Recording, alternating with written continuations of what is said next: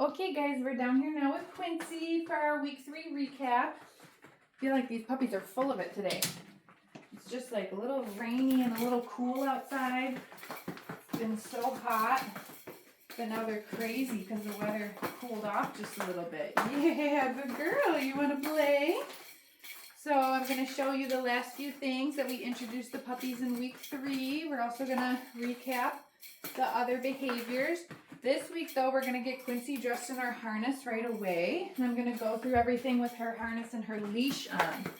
So you can see how we start to introduce the leash to these baby puppies. You're a wild woman. You're a wild woman, huh? Yeah. All right, let's get these toys out of the way so I don't trip on anything. I'm going to show you the clipper blades at the end. Put those up for right now so you don't chew on them. Oh my God, she's so funny right now. Okay, so I've got our harness here. The leash is already attached to the harness. We've got our cookies, we've got our clicker. Okay. Oh my goodness. Quincy, come here. Good girl. I'm going to go ahead and just pick her right up. We're going to get her dressed in that harness just as we have been. I like having the leash attached to the harness because then that's like one less step that I got to do. Once it's on them, the leash is already attached, right? And I just said this in Ziggy's video, but these puppies have really grown because they're really snug in this harness now. Okay, so I'm going to set her right down. Good girl. This week she's been way less wiggly about getting dressed in her harness, so that's also great. I'm just going to let her drag the leash while we play the flying cookie game. We did this last week. Okay. I'll find it. There it is. Quincy. Good girl. Okay. Okay. Quincy. Yeah, look at you. Got speed. Okay. Quincy. All right, on this next strap, I'm going to reset her. Okay. Then when she comes back, Quincy, the water turned on. I'm going to pick up her leash, food in the opposite hand, and now I'm just going to have her start to follow a food lure, just like we did in week 1. Okay, but now she's on the harness and has the leash attached to her. Good dog. Look at you. Good girl, Mama. Wow, Quincy. Okay. I might just do like a few steps like that, then reset her. Did you see it? It went in the corner. Right here. Okay. Let's refill on those treats. Do that again. So you can do this inside the house. Quincy. Good girl. Leash and clicker in one hand. It doesn't matter if you want it to be opposite hands, that's fine. But leash and clicker is in one, food is in the other. And so I'm just luring her. Like I can even lure her like we had been before. See that? But then I can just move forward and the dog's going to turn around. Good girl. Oh, I'm dropping those treats. Good job. So I got a little handful of treats, but I'm just clicking and feeding her one at a time for walking with me. Good girl. Okay. All right. This is a small space down here, but in your house, if you've got a bigger space or you can move from one space to another. You can do this outside in the driveway or on the sidewalk. All good places to practice these little baby leash skills, okay? Like I would only be doing this as far as the leash and my puppy, for like the next 6 weeks, okay? Quincy! So now that she's kind of moving with us on the leash, let's practice her other skills on the leash. Quincy, sit. Wow, look at you. Good dog. Down. Oh, these dogs are so stable in their positions. Isn't this so nice? Good down. Let's see if she can do touch. Good girl, Quincy. You want to switch target hands? Let's try that. Touch. Right here. Yeah, good girl. Good job. Little reset. Okay. But that's also why I like to practice this maybe inside the house to start, is because I can drop the leash and do a little reset cookie. Quincy. Good girl. Sit. these puppies are just like auto sitting now. It's so nice. Down. Good girl. Okay. Release her out. Quincy, touch. Good girl. Beautiful. Okay. So we're going to give that a little break. She did wonderful in her harness. Come here, Quincy. She's also been, you tangled, way less wiggly about getting dressed. Let's get her undressed now. Good girl. See, easy peasy. On and off, because I already have the leash attached to it. All right, let's, we'll play in a second. Although I told that to Ziggy and then I lied. Let's do some of the mat. Looking much more like a stay now. Ooh, are you excited for your mat? Quincy, mat. Good girl. Okay, so this week we start to move ourselves away from the dog while they're on the mat. So I'm just moving around. Starting easy, just kind of moving back and forth in front of the dog. Every time I click, I come back to reward them on the mat. Good girl. What a good dog. Okay. She's like, I love my mat so much, I don't want to leave. Okay. You can get it. Okay. Yeah, give me that. Give me that. Good girl. There we go. I don't mind when they do that because it means that they have a lot of stability in that position. If I really want to reset them because I want to do it again, that's exactly what I do. I just kind of pick up the mat out from underneath them as I'm saying, okay, you can get off now. You can get your cookie. Here's your mat. Oh, super dog. Oops. There you go. Okay. So at this age, you know, we're maybe getting 2-3 steps away from the dog before we come back to reward them for being on the mat. If this behavior is important to you, which I think it should be, you'll keep practicing this one at home, okay? Get more and more distance. Oh, good girl for fixing yourself. I like that. Good girl. Yeah. Let's see if she leaves it this time. Ready? Okay. Yeah, good girl. Okay means you can leave. Good job. Let's do one more. This is also such a versatile behavior. Like, you can use it for so many things. I'm gonna wait for her to go all the way DOWN. If she doesn't, I can help her by just like pointing, okay? But she did. Yay, good girl.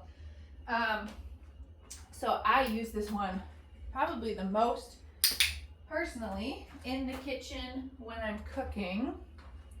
Super easy to start to implement in that scenario.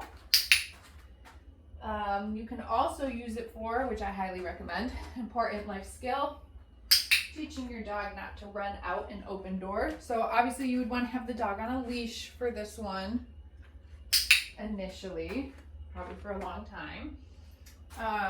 You're going to set it up, I don't know, 6 feet away from the door or something, and walk away from the dog and start to interact with your front door. Come back, reward the dog for staying, work up to being able to open up that door, and reward the dog for staying. And then we can teach the dog the life skill that just because there's an open door does not mean that you get to run through it. That one I teach to all my dogs. Okay. And actually also to my cats. Isn't that funny?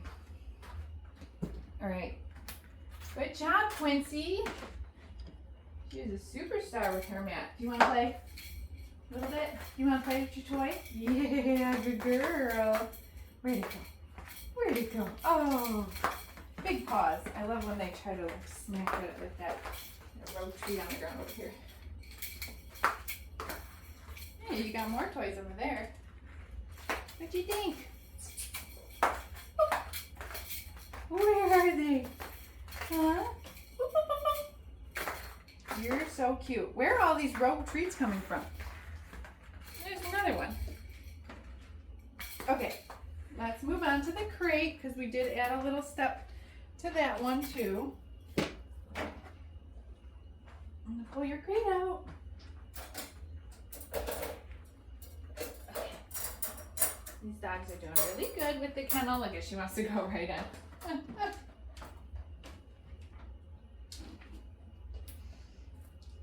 All right, you're already in it. Look at this dog. She's like, open crate, I better go in it.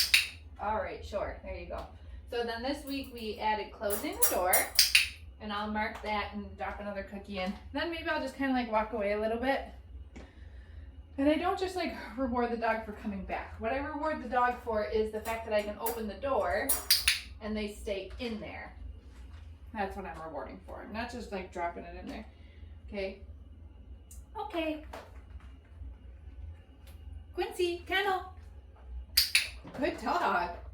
So she can have one for going in, one for the door being closed, and walk away. Like if you're at home, like you can go completely in a different room, maybe even do something for a minute or two. Come on back, open up that door, and she gets one for staying in and not rushing out. Okay? Okay. I thought she came like halfway out. That's okay. She's still a baby. She also knows what the game is. She's like, I want to go out so that I go back in again. Good kennel. I've been calling this kennel, you can call it whatever you want. If you want to say crate, or if you want to say go to bed, whatever, that's fine. Call it whatever you want. At my house, the mat is called bed. So the kennel's just called kennel. Good girl. Super dog. Ready? Okay. And now I gotta be fast to close that door because they just want to go back in. Yeah, you're cute. All right. So, what I'm gonna show you next, we're gonna move on to our handling exercises. And like I said earlier, we introduced the clipper blades this week because these puppies are gonna need a lifetime of grooming care. I don't want the first time that they hear the sound of the clippers, the hair clippers, to be the first time that they're getting groomed, because that could be a little overwhelming, right? Last week I showed you how we introduced the brush and the nail clippers. This week, before I pull out the clipper blades, I'm going to show you how I trim nails or introduce it. If you just want the groomer to trim their nails, totally fine. Still practice those exercises that I showed you last week where you're just touching the dog with stuff and feeding them, okay?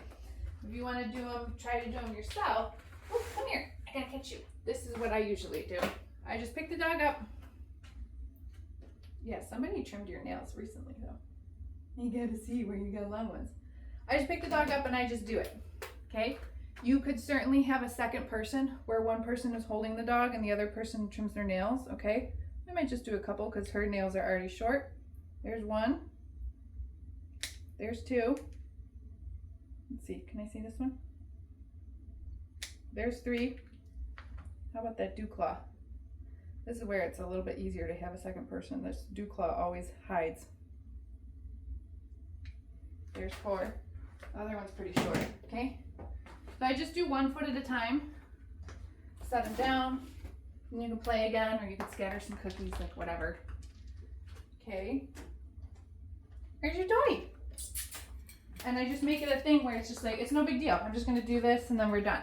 I still practice the training exercise that I showed you last week, where we pair it with food and everything.